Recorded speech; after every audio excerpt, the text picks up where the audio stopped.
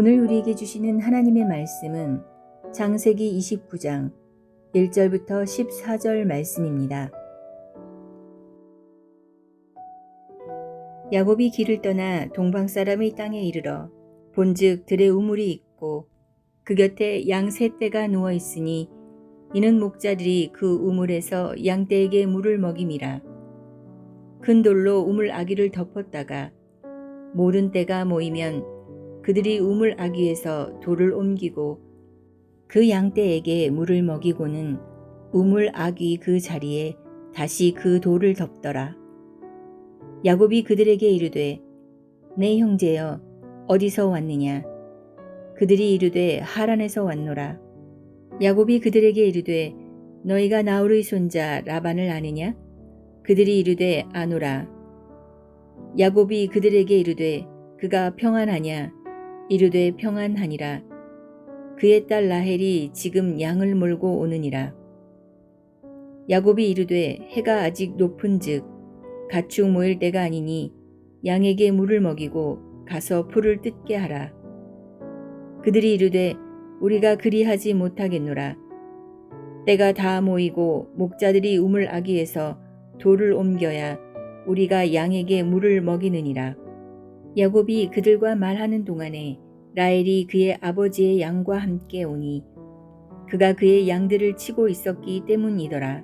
야곱이 그의 외삼촌 라반의 딸 라헬과 그의 외삼촌의 양을 보고 나아가 우물 아귀에서 돌을 옮기고 외삼촌 라반의 양떼에게 물을 먹이고 그가 라헬에게 입맞추고 소리내어 울며 그에게 자기가 그의 아버지의 생질이요 리브가의 아들됨을 말하였더니 라헬이 달려가서 그 아버지에게 알림이 라반이 그의 생질 야곱의 소식을 듣고 달려와서 그를 영접하여 안고 입맞추며 자기 집으로 인도하여 드리니 야곱이 자기의 모든 일을 라반에게 말하매 라반이 이르되 너는 참으로 내 혈육이로다 하였더라. 야곱이 한 달을 그와 함께 거주하더니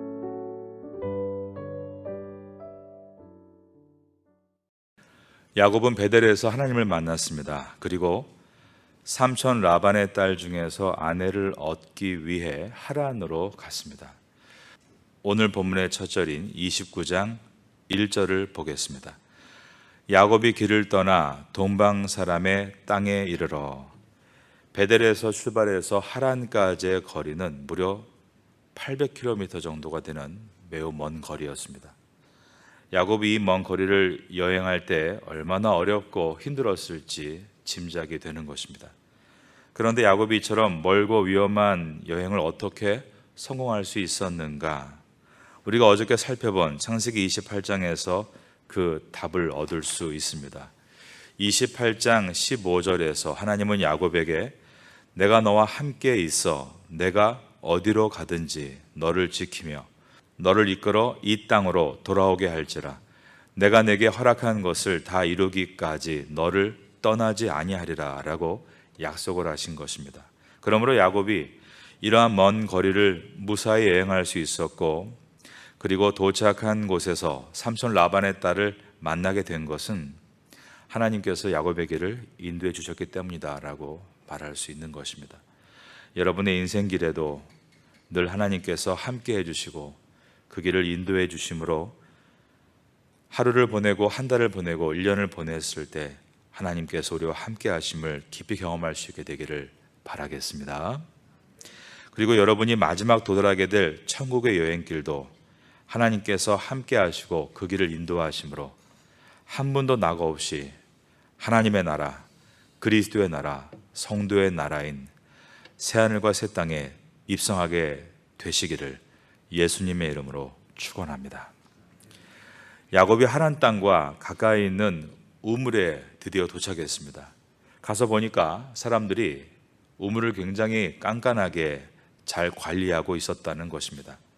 아무 때나 우물을 푸는 것이 아니라 큰 돌로 덮어두었다가 모든 양떼가 모이면 돌을 옮기고 물을 먹게 하고 있었습니다.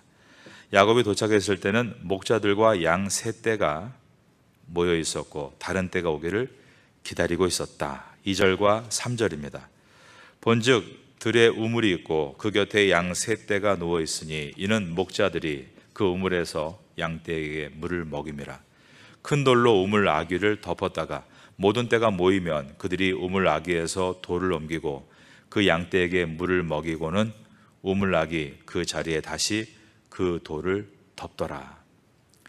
야곱은 공손하게 우물가에 있는 사람들에게 이런저런 것을 물어보면서 정보를 수집합니다. 4절을 보겠습니다. 야곱이 그들에게 이르되 내 형제여 어디서 왔느냐? 그들이 이르되 하란에서 왔노라. 그들이 하란에서 왔다는 말을 듣자 야곱은 자신이 이곳까지 온 목적에 부합해서 자기의 삼촌 나홀의 손자 라반을 혹시 아느냐라고 물은 것입니다. 5절입니다. 야곱이 그들에게 이르되 너희가 나홀의 손자 라반을 아느냐?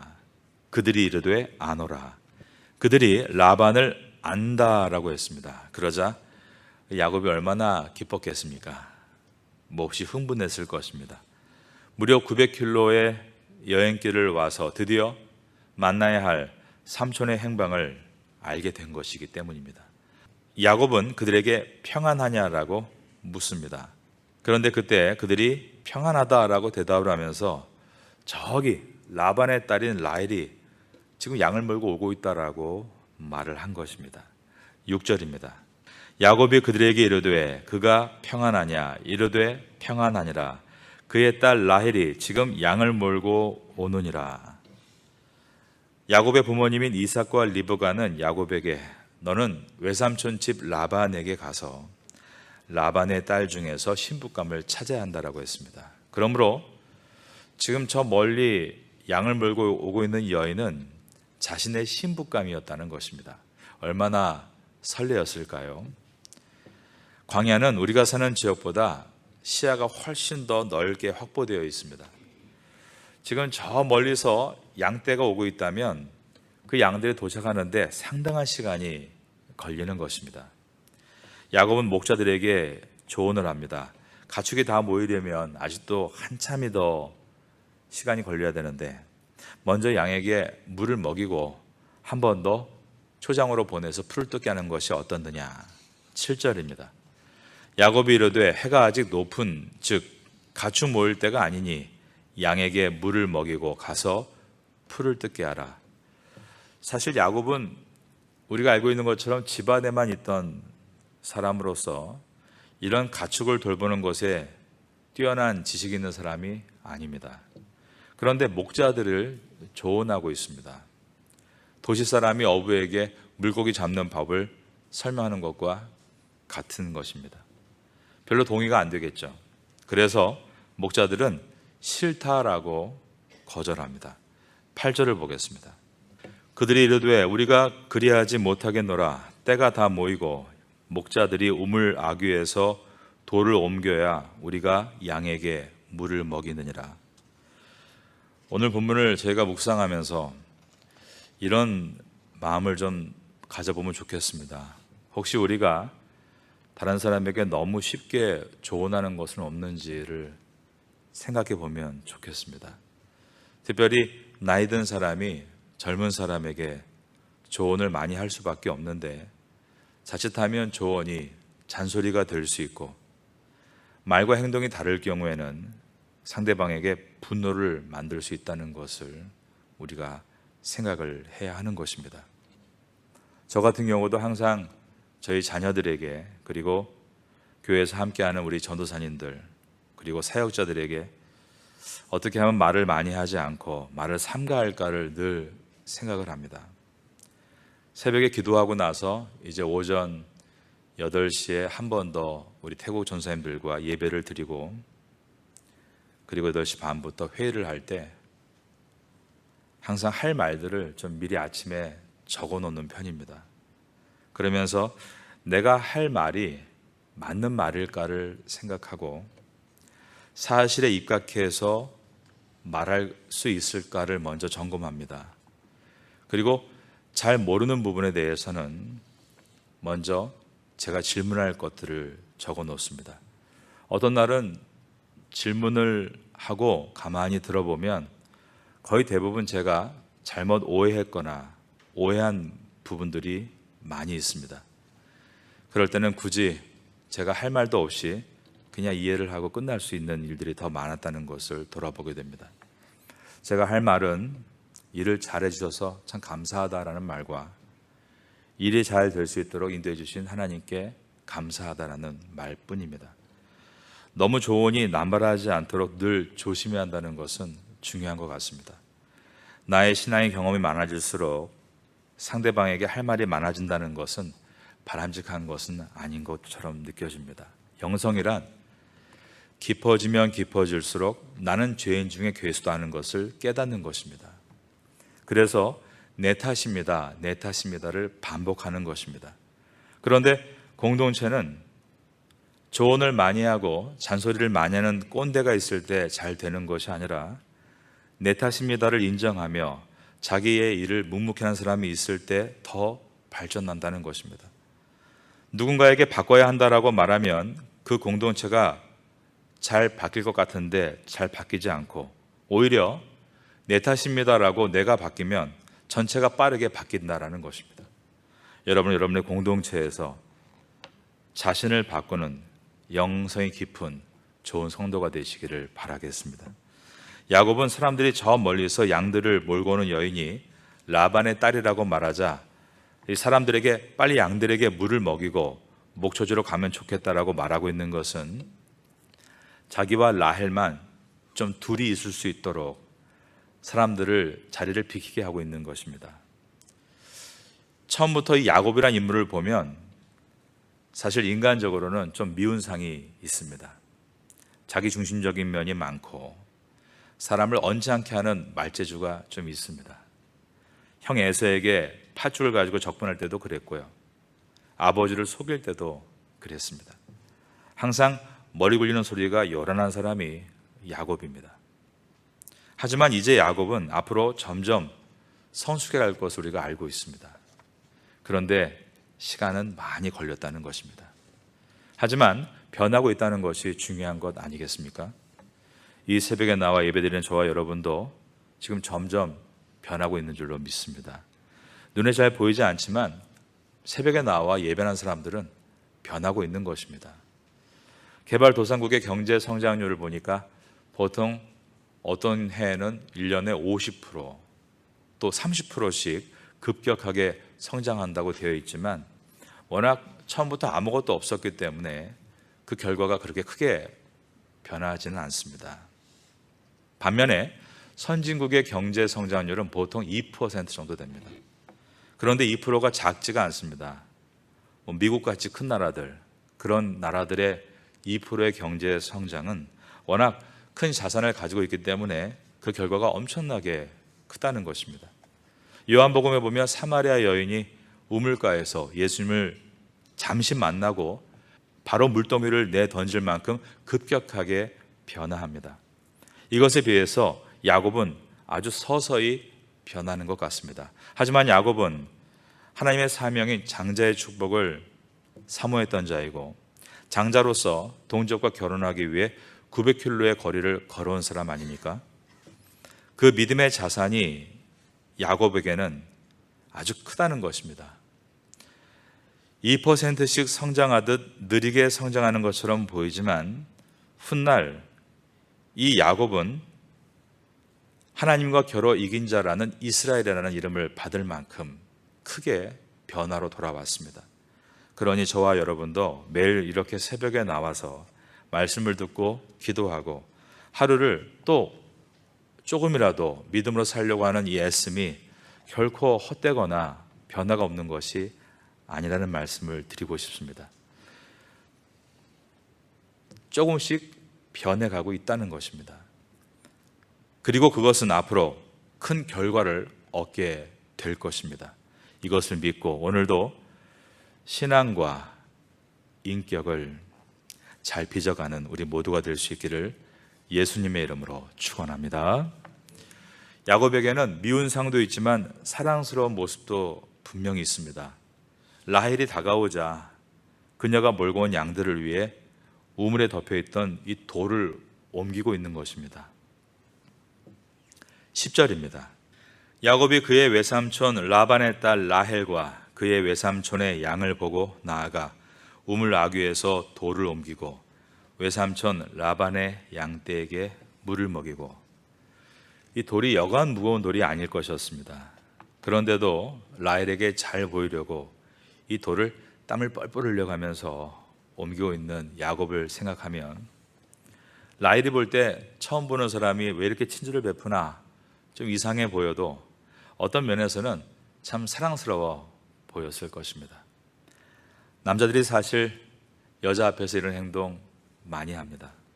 남자들은 여성에게 인정을 받고 싶어 하는 것입니다. 특별히 아내에게 인정받고 싶은 남편의 마음은 다 똑같을 것입니다. 그래서 남편을 인정해주면 참 많은 힘이 됩니다. 우리 파테야 선교교회는 모이면 남편의 숭보지 말고 남편을 인정하는 말들이 많이 있기를 바라겠습니다. 아멘이 별로 없군요. 우리 남편 되시는 분들도 마찬가지입니다. 아내가 좋아하는 게 꼭 여러분의 월급 봉투만은 아닙니다. 정말 수고했다, 고맙다라는 인정과 칭찬 한마디가 얼마나 큰 힘이 되는지를 우리는 또 기억해야 합니다. 그런데 여기서 우리가 살펴보게 되는 것 한 가지가 있습니다. 예전에 이삭의 신부감을 찾기 위해서 아브라함이 사환 엘리에셀을 보냈을 때 엘리에셀이 어떻게 했습니까? 우물가에서 간절히 기도하고 이삭의 신부가 될 리브가를 만나지 않았습니까? 그때 아브라함의 종은 하나님께 감사의 기도를 드렸다라고 창세기 24장 26절에 기록되어 있습니다. 이에 그 사람이 머리를 숙여 여호와께 경배하고라고 되어 있는 것입니다. 그런데 야곱은 신부감인 라헬을 보자마자 감사의 기도를 드렸다, 이런 내용이 없습니다. 곧장 몸의 근육만을 사용해서 라헬에게 잘 보이려고 하고 있습니다. 아브라함의 종 엘리에셀이 기도의 근육을 썼다라고 표현한다면 이 야곱은 몸의 근육만을 쓰고 있습니다. 야곱은 바로 전에 베델에서 하나님을 체험하는 경험을 했던 사람 아니었습니까? 그런데도 그의 성격과 태도가 그렇게 쉽게 빠르게 바뀌지 않고 있다는 것을 보여주고 있는 것입니다. 하지만 괜찮습니다. 이제 변할 테니까요. 그리고 좋은 점도 많이 있으니 여러분은 이러한 야곱을 만나면 많이 사랑해 주시기 바랍니다. 여러분 주변에 야곱처럼 미운 상을 한 사람을 만났을 때 그가 하나님을 믿는 성도라면 속으로 이렇게 읊조리시면 좋겠습니다. 앞으로 변할 테니까 괜찮다. 제가 알고 있는 한국 전도사님이 있는데 지금은 목사님이 되셨습니다. 예전에 저와 함께 한 5년 정도 교회 목회부에서 생활을 했는데 저에게 그분은 야곱 같은 분이었습니다. 똑똑하고 잘하는 일이 참 많은데 얌체 같은 면이 좀 있습니다. 예의도 좀 없어서 그런 부분에 지적도 많이 받은 분입니다. 가령 수요예배 같은 경우 돌아가면서 설교를 하는데 본인이 설교할 때는 가슴 벅차하면서 호흡을 떨어가면서 열심히 설교하는데 다른 교육자가 설교할 때 저 뒤에 앉아서 졸고 있는 겁니다. 근데 조는 것이 너무 피곤해서 조는 게 아니라 아예 처음부터 고개를 이렇게 떨구면서 자려고 앉아있는 모습으로 있는 것입니다. 처음엔 정말 이상했습니다. 뭐 저런 사람이 있나, 목회자 중에 말입니다. 근데 그때였습니다. 제가 호주에서 안식년을 갖고 훈련받고 돌아올 때였는데 주님의 은혜였습니다. 제가 많이 무너지고 깨져 있는 상태였기 때문에 나도 하나님께서 사랑하시고 만져주시는데 저 사람도 분명히 하나님께서 지금 만져주시는 것이다. 앞으로 변할 테니까 괜찮다. 이런 마음을 제가 갖게 되었습니다. 그렇게 넓은 마음을 갖게 된 것은 뭐 저의 성격 때문이 아니라 이제 그때 저도 태국 선교 10년하고 많이 번아웃 되어 있을 때 하나님의 은혜를 많이 경험하던 때였기 때문이었습니다. 그런데 진짜 놀라운 건 변하더라는 것입니다. 저도 변했겠죠. 그런데 그분은 더 많이 변했습니다. 정말로 인격적이고 따뜻한 분이 되셔서 제가 어디 가지 못하지 않습니까? 근데 저를 만나러 한국에서 또 파타야까지 찾아오시기도 하고, 또 그분이 호주에서 부교육자로 있을 때는 호주에 있는 청년들을 데리고 저희 교회에 와서 수련회도 하시고 또 저와 깊은 우정을 나누고 돌아가셨습니다. 지금도 가끔 연락을 해주십니다. 이거는 그분이 정말 변한 것입니다. 그런 분이 아니셨는데 정말 하나님께서 이렇게 변하게 하시는구나. 갑자기 이 아침에 그분 얘기를 하니까 마음이 좋아지네요. 그분이 너무 따뜻한 분이 되셔서 너무 기쁩니다. 여러분이 먼저 말씀의 기도의 근육을 많이 사용하는 분이 되시면, 그리고 상대방을 믿음의 눈으로 바라보게 되면 괜찮아, 야곱이 이스라엘로 변한 것처럼 다 변할 거니까 괜찮아, 이러한 넓은 마음을 하나님께서 부어주실 것을 저는 믿습니다. 이것은 우리의 힘이 아니라 예배에 임재하시는 주님의 능력입니다. 이제 라헬은 야곱을 아버지 라반에게 데리고 갑니다. 그랬더니 라반이 야곱을 열렬하게 환영했다. 12절과 13절입니다. 그에게 자기가 그의 아버지의 생질이요 리브가의 아들됨을 말하였더니 라헬이 달려가서 그 아버지에게 알림해 라반이 그의 생질 야곱의 소식을 듣고 달려와서 그를 영접하여 안고 입맞추며 자기 집으로 인도하여 드리니 야곱이 자기의 모든 일을 라반에게 말하며. 우리가 오늘 이 장면을 어디에서 본 일이 있습니다. 바로 아브라함의 종 엘리에셀이 리브가의 안내로 집에 들어올 때 이 라반이 열렬히 환영했던 장면입니다. 그런데 그때 그 이유에 대해서 창세기 24장 30절에는 라반이 여동생인 리브가에게 준 폐물들을 보고 열렬히 환영했다라고 되어 있습니다. 그리고 많은 금과 은과 보석들을 결혼 폐물로 받았습니다. 그랬는데 이번에는 또 야곱을 보자 달려왔다라고 되어 있는 것입니다.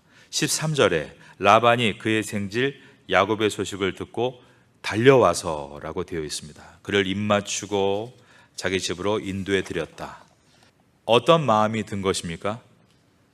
그때 그렇게 많은 진귀한 보물을 받았는데 또 대목이 왔구나, 그렇게 생각했을지 모르겠습니다. 예전에 라반은 아브라함의 종 엘리에셀이 화려한 옷과 낙타 10필과 사람들을 이끌고 귀한 보석을 가지고 왔을 때 열렬히 환영하다가 그가 종이라는 말을 듣고 살짝 실망했던 일이 있습니다. 지금 라반은 이삭의 아들 야곱이 왔다고 열렬하게 환영을 하고 있습니다. 그리고 한 달을 함께 보냅니다. 마지막 절인 14절을 봅니다. 라반이 이르되 너는 참으로 내 혈육이로다 하였더라. 야곱이 한 달을 그와 함께 거주하더니. 그리고 이제 그는 모든 걸 다 알게 됩니다. 야곱이 빈털터리이고 도망자라는 것을 말입니다. 그래서 이제 내일부터 보겠지만 어마어마하게 야곱을 부려먹는 이야기가 전개가 됩니다. 라반은 세상 사람의 모습을 대표한다라고 말할 수 있습니다. 사람의 겉만 보고 그가 무엇을 입고 있나, 무엇을 차고 있나, 자산이 얼마인가, 그것을 가지고 사람의 등급을 매기는 세상의 모습을 대표합니다. 하나님께서는 사무엘 선지자에게 이렇게 말씀하신 적이 있습니다. 사람은 외모를 보지만 나 여호와는 중심을 보느니라. 여러분은 이 새벽에 나와 기도하며 하나님을 점점 닮아가시는 분이 되심으로 시간이 지날수록 상대방의 겉모습, 도망자 야곱이 아니라 그 사람의 미래의 모습, 이스라엘을 볼 수 있는 눈을 갖게 되시기를 바라겠습니다. 천천히 그러나 변화될 것을 기대하시고 육체의 근육, 경험의 근육만 발전시키는 것이 아닌 기도의 근육, 말씀의 근육, 신앙의 근육을 잘 단련시키셔서 이 태국 땅에서 야곱과 같이 이스라엘 되어 가시는 성도가 되시기를 예수님의 이름으로 축원합니다.